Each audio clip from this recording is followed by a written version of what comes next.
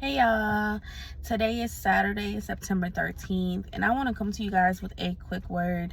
So it seems like I'm gonna post a video today, and then next week I'm gonna post a video, but this is gonna be like part 3 to that, and I think I'm going to name the series like Growing Through It, right? So if you guys will, remember from the first video that I'm gonna title Growing Through It, I'm finally coming to terms with God moving me away from my best friend, whom he said was my husband. And this is kind of like the journey of me growing through that and moving on to my next chapter of life, right?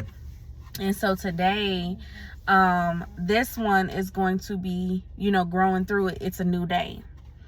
And I got that title I just came from Marshall's, and their little where you pay, it says like new day thing. But also I'm in front of this building. It's spelled EVEXIAS, Denver Vein.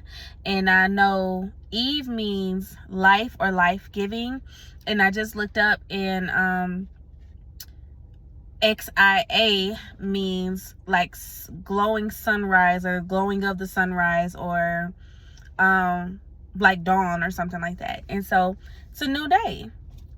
And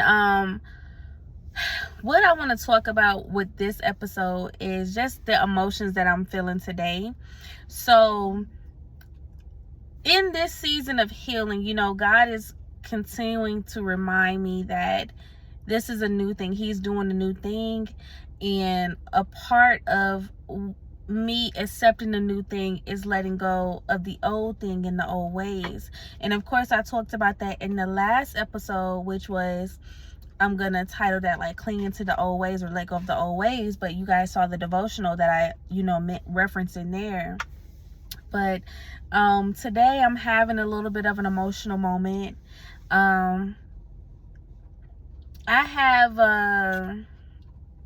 I'm still dealing with rejection. Now, not necessarily with my best friend, but anytime, well, not anytime, it comes and goes. So I'm gonna just say it just comes and goes. Like, I interact a lot with my ex who lives in another state.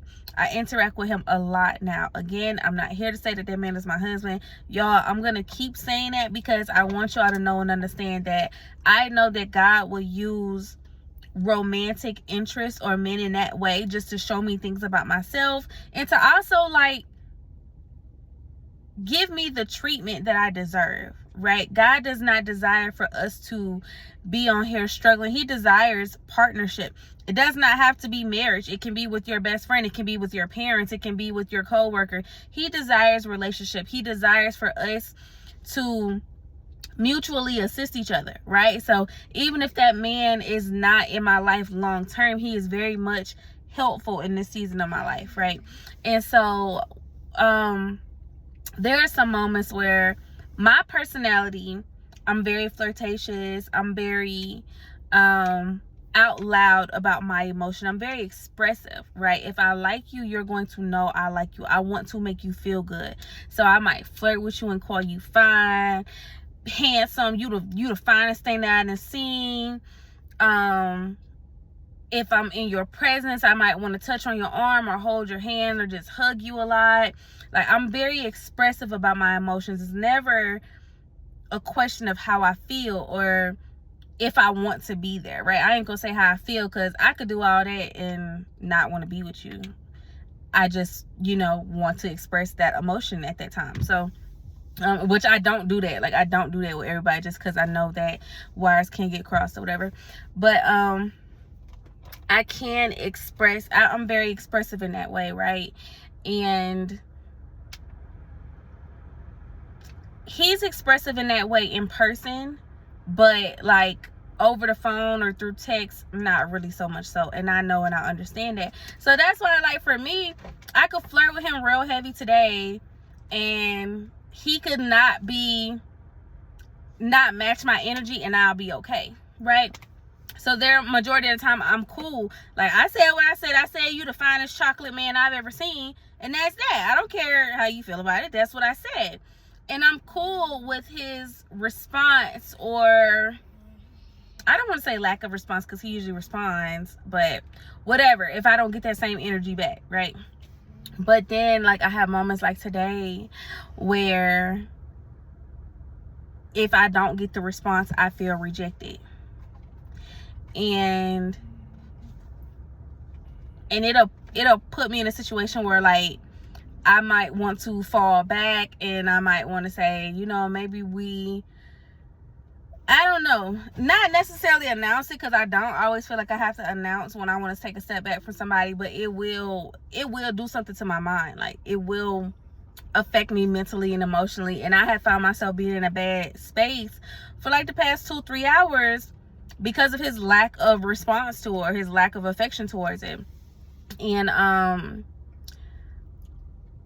I've been, like I said, I've been emotional about it, and I've been talking to God about it, and through conversation with God, he revealed to me what this really was. So I was saying, you know, I'm tired of you bringing me around men who are not emotionally available and who can't give me the same thing that I give them, and XYZ. And what this stems from is the trauma, the rejection and abandonment issues that I felt from a child. It does not even stem from my best friend, though I am still healing from that heartbreak.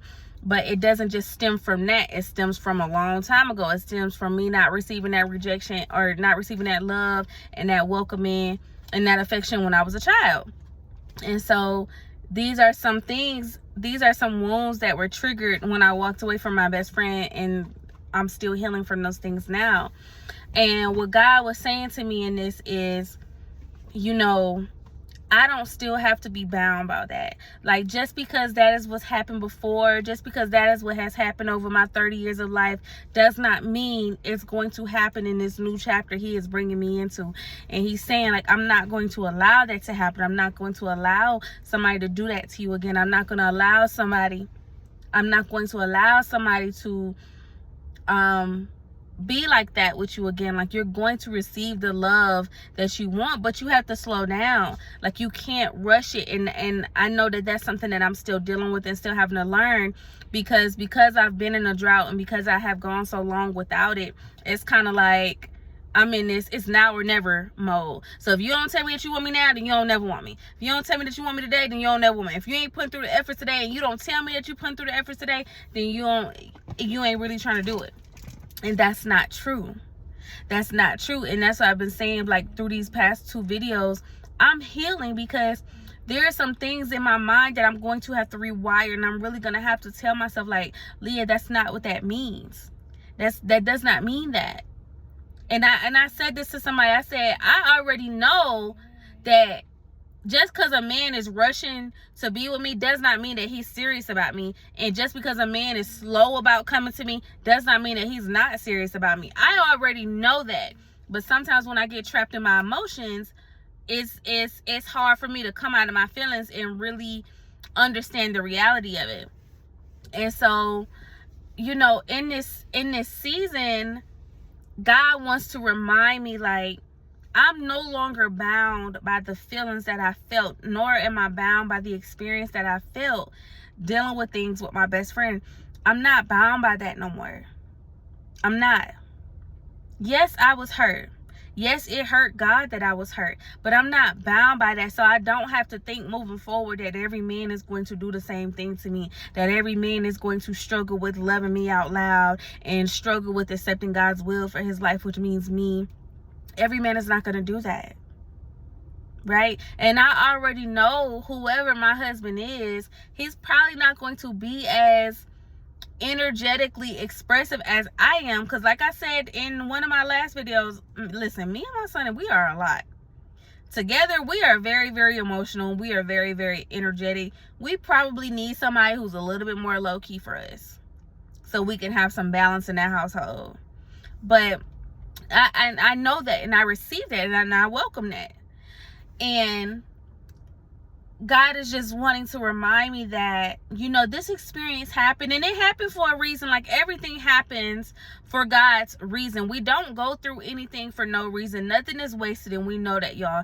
And like I said, I would not be the woman that I am without having dealt with my best friend for those 4 years. So there's definitely no hate there or nothing like that, but there is still just the hurt of not being welcomed in that romantic sense. But again, it's nothing that I did. I'm not. I told y'all that I cussed that man out in December. I'm not. It's almost been a year. I'm not. If he's still mad about that, then you're not the person for me, right? Because moving forward in any type of relationship takes forgiveness, and that's something that I had to learn. You guys know I struggle with that a lot too. So if that is something that he's still harboring and he's not willing to accept me, or he's not willing to accept God's will because he's mad about that, and he, and I'm not saying this, but I'm just saying, like, if he's, still wanting to play the victim about it, then that's not the person that is for me in this season of my life, right? Because I'm ready to grow and be better, and I'm not here to tell somebody that you could only hurt for 3 days when it comes to something that I did. You could hurt for as long as you hurt, but if you hurt, matter of fact, I just posted about this, because somebody posted a video, was like, and it was a man, and he was like, if I know that I hurt you, you can't be with me no more, because I don't want to hear that no more. And a lot of people was in the comments talking about, oh, he don't want accountability, he don't want responsibility, oh, he could hurt you, but he can't do this. No, when somebody hurts you, they don't have the right to tell you how long you can be hurt or how you can manage your hurt. They don't get the right to tell you that. But guess what? If you are the hurt person and you accept that person back into your life, you don't get to hold that over their head. You don't get to keep bringing that up every time you have an argument, or keep bringing it up every time you have a disagreement. If you cannot move forward, then you need to go on and let that person go, because they don't deserve to have to hear about it. But guess what? You don't deserve to have to keep living through it. If you are still that hurt about it to the point that you have to keep bringing it up, you don't deserve to keep reliving that pain, right? That person really hurt you. You don't deserve for that wound to keep being reopened. Let them move on with their life, and you go get your healing, and you move on in another area where somebody don't never have to treat you like that ever. They get it right the first time, because it's men who will get it right the first time. And women. There are women who will get it right the first time too. So, yeah, like, if that was still an issue where he's still mad about that, that's not a person that I can be with. Because when I think about how my life is changing and how my life is growing, I can't even think about nothing from the past. I'm in a whole new state. I'm in a whole new city. God is having me to start a whole new business. I'm in school again. Everything is new to me at this point. I can't continue to have somebody holding a past over my head, holding the old over my head, when God is growing me the way that he's growing me, right? So, it's okay. It's okay for him to go off and do what he got to do, and I go off and do what I got to do, and we just both have our healing and receive love from different avenues. That's okay. But God is telling me, you don't have to stay held in bondage by that. You don't have to be held by what you said to him, what you did to him, the lack of patience that you had with him. You don't have to be bound by the fact that he did not step up, the fact that he did not do what you wanted, the fact that he did not do what God wanted. You don't have to be held up by that. You can have your new beginning. It's a new day. God is giving life to something brand new. You don't have to still be held up on the past. God is giving you permission to move forward. God is giving you permission to see your past and admire it, love it, adore it, because you would not be the person that you are without it, but be willing to say bye-bye to it. It's a new day. You're going into a new chapter. You don't need these old things. And that's what I love the most about myself, is because I'm very, very much emotionally intelligent and very much aware of myself. And so while I wanted to send my ex a message and say, maybe we just shouldn't communicate no more, or do this bother you if I say that? Even though I wanted to say that to him, God reminded me, if he has not said nothing to you about it, it's not bothering him. But also, he's not going to be as expressive as you all the time. He's not. He could be full blown in love with me, but he's still, because that's just not a man's nature. But not only that, appreciate the fact that he ain't just telling you what you want to hear. Even if he feel it. Appreciate the fact that he's not just saying stuff just because I've had men that I dealt with that just say stuff because they feel like that's the easiest way to get in my pants, or they feel like that's the easiest way to get in my heart. Ain't no action towards it. They just saying stuff. Appreciate the fact that he's not just out here saying stuff, and that when he do say stuff, he mean it. But if he don't feel like he mean it, he not gonna say it till he feel like he mean it. Like, that's something that I know about him. If he's not sure about something, he's gonna wait until he's sure. He not gonna just be telling me stuff and feeding me stuff, especially when he know what I just came out of. So yeah, it's a challenge for me to automatically see things differently, and what I have to do is take this type of step back and really go through my emotions by myself. Now, if I would have called him and I would have talked to him about it, he would have talked to me and he would have probably apologized, and he would have said, no, I wasn't, I just, whatever the case may be, he wouldn't have been mean to me about it. He would have been patient and calm and nice to me about it, right? He would have been, and I know that, and I trust him with that. But this was a moment where I needed to sit with God, because I wanted to ask God, what are you showing me in this? He's showing me that there's still some healing that needs to be done. He's also showing me that I'm very, very quick to feel like I'm rejected. I'm very quick to feel like I'm rejected. Like, there was one moment I text my ex, or I text somebody, my messages didn't deliver. And you know, like when you have an iPhone, your message deliver. If they don't deliver, then you're probably blocked, or the person's phone is off, it's dead or something like that, and that's why the message hadn't gone through. But me, I'ma automatically think you blocked me. Now it's time for me to block you and delete your thread. Whole time that's not even what the situation is. And I ended up learning that I text the person, my message didn't go through. So I was like, oh, they don't block me. Oh, that's cool. And so I deleted their text thread. I didn't block them, but I deleted their text thread. And then God said, how do you know their phone not dead? Like, why do you just automatically think that somebody has rejected you? And so I deleted their text thread, but I went back. You know, in iPhones, you can go back and get the deleted messages. So I went back and got the deleted messages. And then I saw, I think the next day or maybe a couple days later, when I went back to their message, I saw that the message had been delivered. So I was never blocked. But because of the rejection that I faced in my life, that's the first thing that I felt. I was blocked. And so, yeah, there are things that God has to do within me. And, you know, us, when we be wanting these relationships and stuff like that, God knows the things that you are still struggling with. He's not going to bring you no healthy person for you to unleash your unhealthy tactics on them. Now you done scarred them. Now both of y'all scarred. God is not going to allow you to do that to a good person. Whether it's a good man or a good woman, God is not going to allow you to treat his children like that in any way less than what they deserve to be treated like. So, yeah, those are some things that you have to go through the healing. You have to deal with that healing. You have to be healed. You have to be healed before God does what he's going to do in your life. But it's a new chapter coming. Prepare for your new chapter by taking your healing serious, and by really confronting the things that you feel and allowing God to right the things that are wrong in your mind. Write the things that you feel.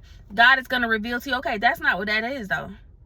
So X that out. Don't feel that way no more. Let me put this truth on that. Oh, you feel that way about this? Okay, that's wrong. Let me put this truth on it. God is going to write all of that. God is going to direct all of that. But you got to let him. Y'all, it's a new day. It's a new day. It's a new chapter. God is doing what he's doing. Y'all got to let him. I gotta let him. So that is the message that I wanted to talk to you all about today. I hope it blesses those that it is for, and I will see y'all on my next video.